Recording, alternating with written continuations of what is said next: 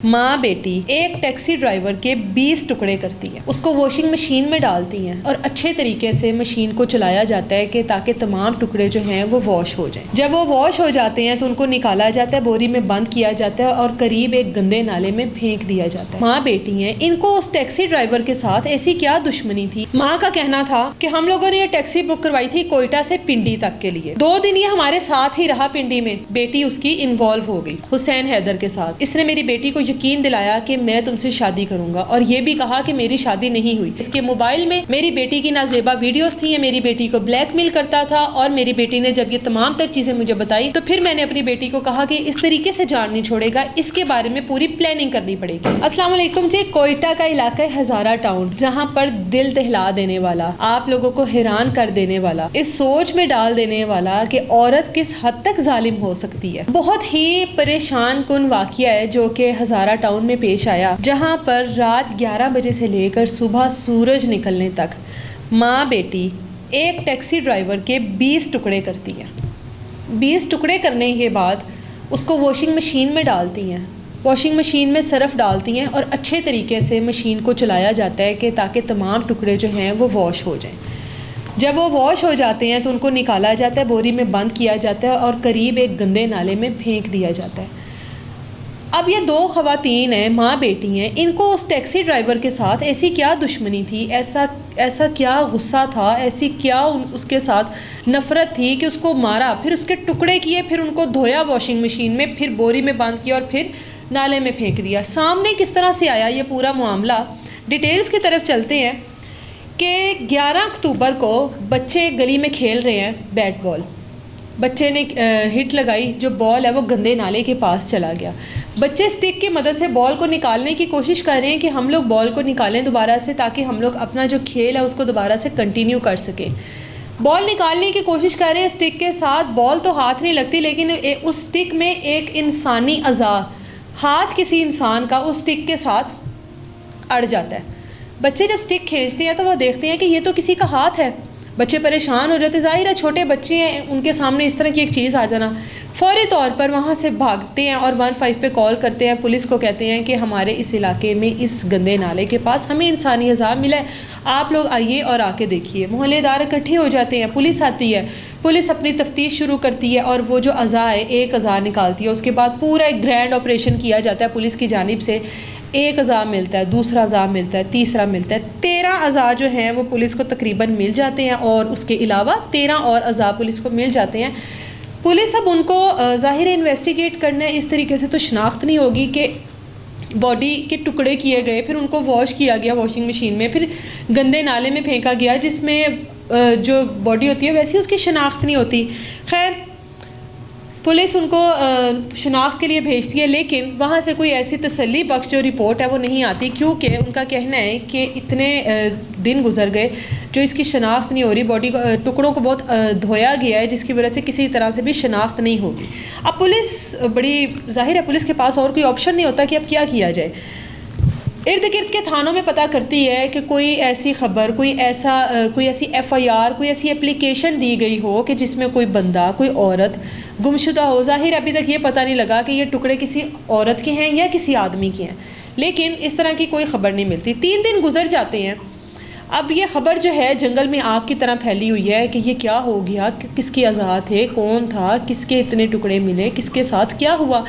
अब 3 दिन बाद पुलिस को दोबारा एक कॉल मौसूल होती है और बताया जाता है कि फ़लाँ जगह पर एक मशकूक गाड़ी खड़ी है, पता करिए आकर कि ये गाड़ी किसकी है, इसको चंद दिन हो गए हैं और कोई इसको लेके नहीं जाता, कोई इसको देख नहीं रहा। पुलिस वहाँ पर पहुँचती है, गाड़ी का नंबर वगैरह नोट करती है, नंबर से गाड़ी के मालिक का पता लगाया जाता है, जिसका नाम है हुसैन हैदरी। ये है उस गाड़ी का मालिक। उसके नंबर पे कॉल की जाती है, लेकिन उसका नंबर मुसलसल बंद आता है।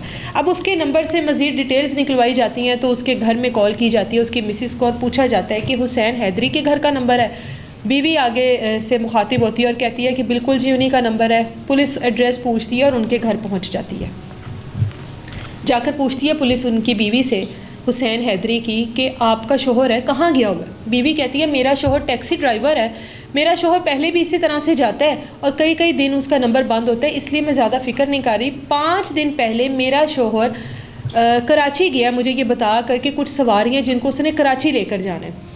अब क्योंकि मामूल है कि मेरे शोहर का नंबर अक्सर बंद हो जाता है, तो ये चीज़ मेरे लिए इतनी टेंशन का बाइस नहीं है। मेरा शोहर बता कर जाता है और वापस आ जाता है। पुलिस खैर उसको कहती है कि आप हमारे साथ चलें, आपके शोहर की जो गाड़ी है हमें फ़लाँ जगह से मिली है, कुछ अज़ा हम लोगों को आज से 3 से 4 दिन पहले मिले हैं, आप उनकी आके शनाख्त कीजिए, कहीं वो आपका शोहर तो नहीं। बहुत सारे और भी लोग आते हैं जिन्होंने FIR करवाई होती है थानों में, लेकिन सब लोग इनकार कर चले जाते हैं। अब हुसैन हैदरी की बीवी जब गई तो अज़ा नाकाबिले पहचान थे, नाकाबिले शनाख्त थे, पता ही नहीं चल सकता था कि किसके अज़ाएँ। गंदे नाले की वजह से, वॉशिंग मशीन में वॉश होने की वजह से कुछ नहीं रह गया था उनके पास। अब जाती है, शनाख्त करने की कोशिश करती है, चेहरा तो बिल्कुल नाकाबिले शनाख्त होता है, पता ही नहीं होता कि चेहरा ये है किसका। खैर जिसामत से, बाजुओं की जिसामत से, टांगों की जिसामत से कुछ बर्थ मार्क होते हैं बॉडी पे इंसान की, उससे उनकी बीवी कहती है कि ये मेरा ही शोहर है। कुछ निशानात ऐसे होते हैं जिनसे पहचान लेती है। खैर अब पुलिस को यकीन हो गया कि गाड़ी और आदमी एक ही बंदे की है और जिसकी अज़ा है ये उस गाड़ी का ड्राइवर है। अब पुलिस अपनी इन्वेस्टिगेशन स्टार्ट करती है। जहाँ पर वो गाड़ी की इतला मिलती है, जहाँ पर वो गाड़ी खड़ी होती है, वहाँ पर पुलिस इर्द गिर्द जाके चेक करती है। जिस घर के पास खड़ी होती है पुलिस अपनी इन्वेस्टिगेशन करती है और पहुँच जाती है घर में। अब उस घर में 3 लोग रहते हैं, खान बख्श, जाहिदा और उसकी एक बेटी जो कि शादीशुदा नहीं है, कुंवारी बेटी है, उसका नाम है शाजिया। ये 3 लोग उस घर में रहते हैं। पुलिस जाती है, इन्वेस्टिगेट करती है, पुलिस सवाल जवाब करती है और माँ बेटी से तफ्तीश का आगाज़ कर लेती है। माँ बेटी तोते की तरह तमाम तर हक़ाइक़ सामने रखती हैं। हक़ाइक़ क्या हैं, क्यों मारा उसको। माँ का कहना था कि हम लोगों ने ये टैक्सी बुक करवाई थी कोयटा से पिंडी तक के लिए, 2 दिन ये हमारे साथ ही रहा पिंडी में, और जो शाजिया है वो इन्वॉल्व हो गई, मतलब बेटी उसकी इन्वॉल्व हो गई हुसैन हैदर के साथ। दोनों में आपस में ताल्लुकात कायम हुए और इसने मेरी बेटी को यकीन दिलाया कि मैं तुमसे शादी करूंगा, और ये भी कहा कि मेरी शादी नहीं हुई। चूँकि मेरी बेटी की भी शादी नहीं हुई थी और इसने कहा कि मेरी भी शादी नहीं हुई, तो हम लोगों ने फ़ैसला किया कि चलो ठीक है, इन दोनों की शादी कर दी जाएगी। इन दोनों में जिनसे ताल्लुकात भी थे, तमाम तर चीज़ें साथ साथ चल रही थी।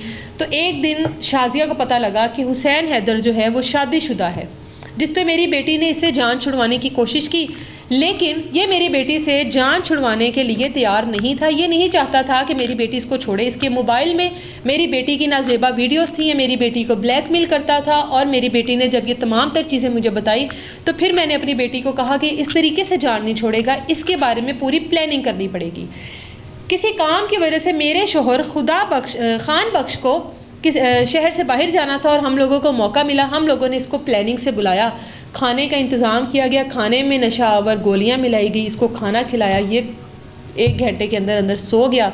जब ये सो गया तो सबसे पहले हमने इसकी को काटा, उसके बाद इसके जिस्म के टुकड़े, और ये सब करने में हम लोगों को शाम से लेकर सुबह हो गई। लेकिन वो अज़ा जो हैं उसके बाद हमने उसको वॉश किया, मशीन में डाला, मशीन में डालने के बाद उनको निकाला, बोरी में डाला और उसको नाले में फेंक दिया। ये सारा मामला था। पुलिस ने पूछा कि इस पूरे मामले में तुम्हारा शोहर खान बख्श जो है वो कहाँ पर इन्वॉल्व है, तो उन्होंने कहा कि मेरा जो शोहर है वो बिल्कुल बेगुनाह है। उनको नहीं पता कि उनकी बेटी का किसी आदमी के साथ ऐसा कोई ताल्लुकात था, उनको नहीं पता कि वो शोहर जो उनकी बेटी है वो किसी टैक्सी ड्राइवर के इश्क में मुब्तला थी, उसके बाद जिनसी ताल्लुकात कायम हुआ, उसके बाद नाजेबा वीडियोस थी और उसके बाद ये सारा मामला हुआ। इसलिए मेरे शोहर के जाने के बाद हम लोगों ने इस पूरे प्लान को पाया तकमील तक पहुँचाया। अब ये था ये सारा मामला। पुलिस इस मामले में इन दोनों जो माँ बेटी हैं इनको अरेस्ट किया और इनको जेल भिजवा दिया। ना टैक्सी ड्राइवर इश्क की दास्तान शुरू करता, ना उसके साथ झूठ बोलता अपनी शादी के हवाले से, ना उसके साथ जिनसी ताल्लुकात बनाता, ना उसके साथ झूठ बोलता, ना उसके साथ निकाह की ये ड्रामा करता कि मैं तुम्हारे साथ निकाह करूँगा। अगर वो उससे पीछे हटना चाहती थी तो उससे पीछे हट जाता, ना उसको ब्लैकमेल करता, ना वो आज इस मुकाम पर होता। दोनों तरफ से इतनी बड़ी प्लानिंग होने के बाद इतना बड़ा बुरा अंजाम सामने आया। इस पूरे मामले में सबसे ज़्यादा नुकसान हुआ तो हुसैन हैदरी की बीवी का हुआ, जिसका शोहर काम के घर से उसको काम के घर से कहकर गया और वापस घर नहीं आया।